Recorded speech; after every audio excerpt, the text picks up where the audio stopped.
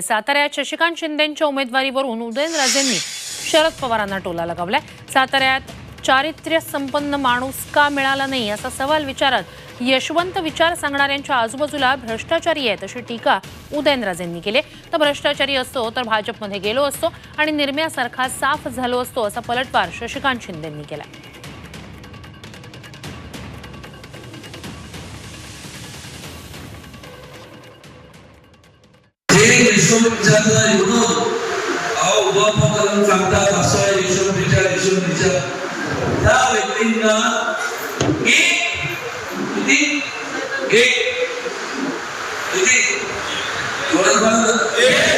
एक चारित्र्य संपन्न माणूस उमेदवार मिळाला हा मिळाला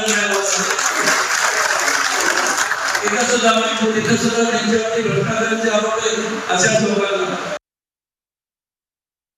आम्ही घाबरत नाही, घाबरलो असतो तर आपण आणि माझ्यावर आरोप काय 4,000 कोटी आणि मी लगेच बीजेपी मध्ये गेलो असतो ना।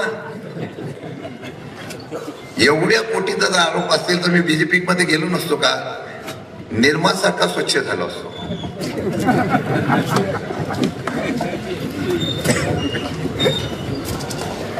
असो